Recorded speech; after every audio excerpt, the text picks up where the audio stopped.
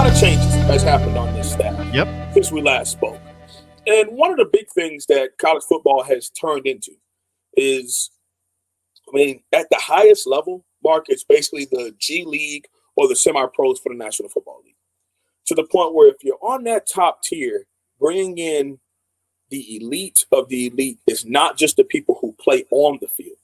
It's the people who are calling the plays on the sidelines. It's the people up in the booth. It's the people who run your program, and not just the head man. Some people can hit or miss at head man.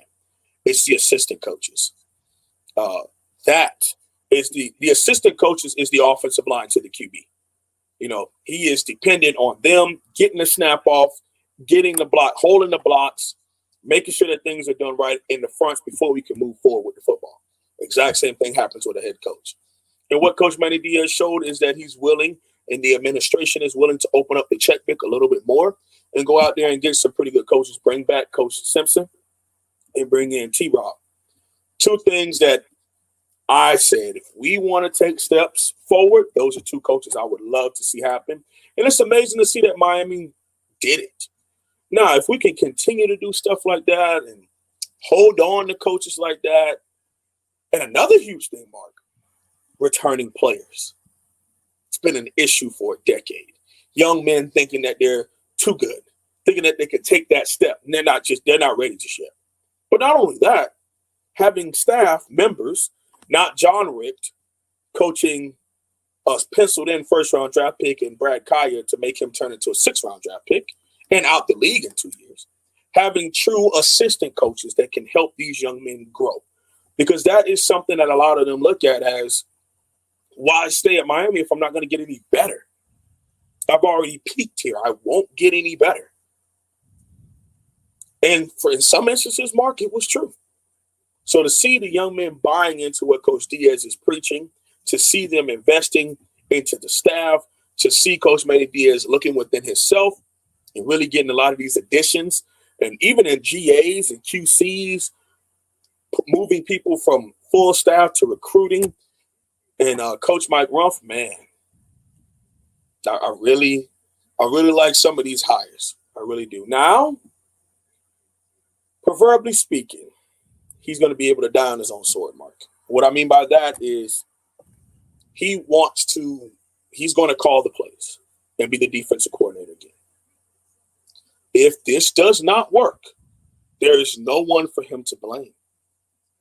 There's no one for him to turn and say, oh, well, it's that guy, and I'll just fire him. Oh, it's this guy, and I'll just fire him. Oh, no. It's on you. You're calling the defensive plays. And if he's able to rekindle what he was able to do in 17 and 18 when we were, top teens and then top 10 defensively, then Miami is definitely going to be set up for success on a high level, especially with the maturation of Coach Rick Lashley and his offensive staff staying together. Senior running backs coming on that side. Jared Williams starting right tackle. Navon Donaldson getting a lot of those offensive linemen back that we really need to take that next step.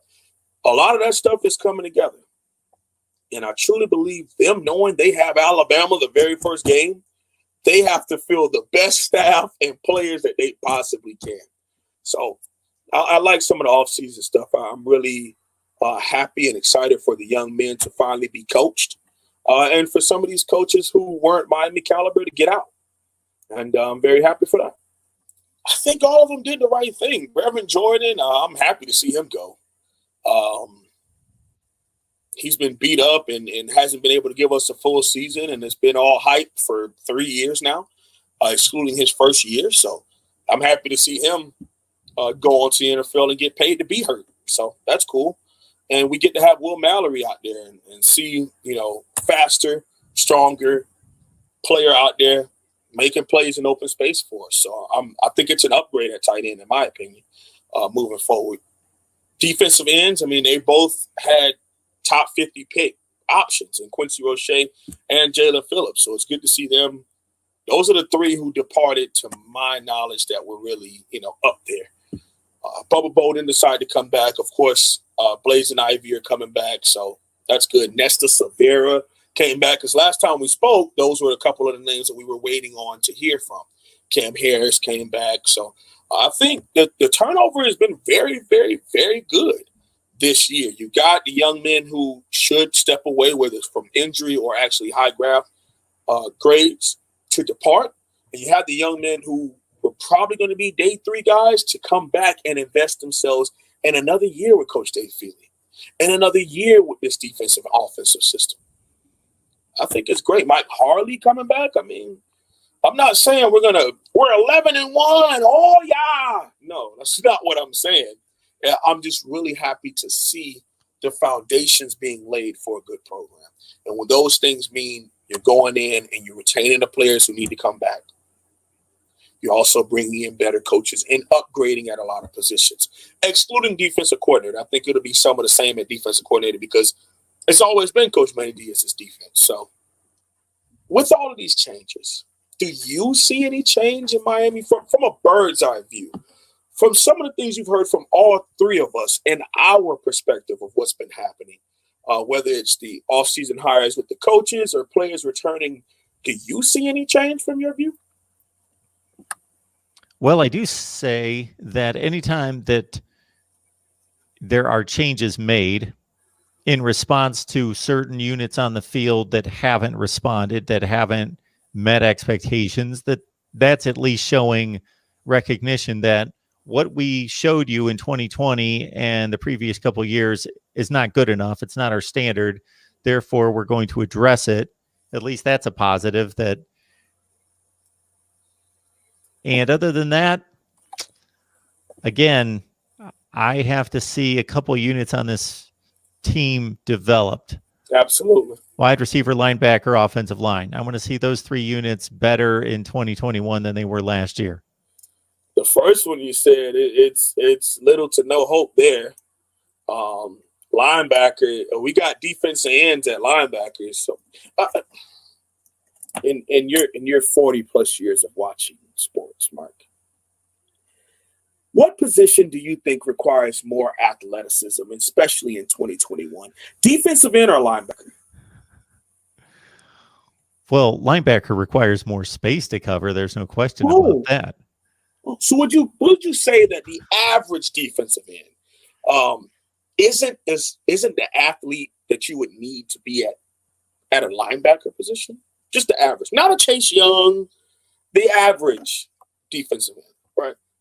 No, because there's one simple evaluation to make to start out the comparison for me, and that how many directions do you have to go as a defensive end? Pretty much one, sometimes laterally, but not nearly as many times as a linebacker's got to go laterally. Right. You got to go forward. Right. Linebacker's got to go forward, sideways, backwards in pass coverage. It's a difficult thing to do athletically when there's a lot of things. I'm not going to mention how old I am, but I can go out on the street here, and if somebody, does the old ball drill where they say, you got to go right, got to backpedal, come back forward, the old defensive back drill. I can do it. But when you got 21 other guys running on the field, running at you in all different directions, you're trying to figure things out and do that. That's a completely different deal. And yes, that takes supreme athleticism to do that effectively. It makes sense that I would get maybe your bigger 6'2", 210-pound safeties to move down the linebacker, or my 3-star 6-foot DNs who, just because we recruit in the area that we do, they just went to DN, stand up defensive end, because they could just put it off the edge. Which would make more sense to move to a position as important as a linebacker? Safety, right? Yeah. It's funny because on my channel, I had my return this past Monday. And there were a couple folks who were a little iffy on Amari Carter moving to linebacker, right? Let me read off his measurements to you. 6'1", 218 pounds, right? Okay. The last guys who were anywhere near that, who went to the next level, Jamal Carter and Ray Armstrong, were both strong safeties at Miami. One went undrafted, one went in the 6th round because they thought they were safeties. Miami used them as safeties. They signed NFL contracts at linebacker. We cannot keep doing this. We have the foresight to move Greg Rousseau from striker, wide receiver, tight end to defensive end in high school.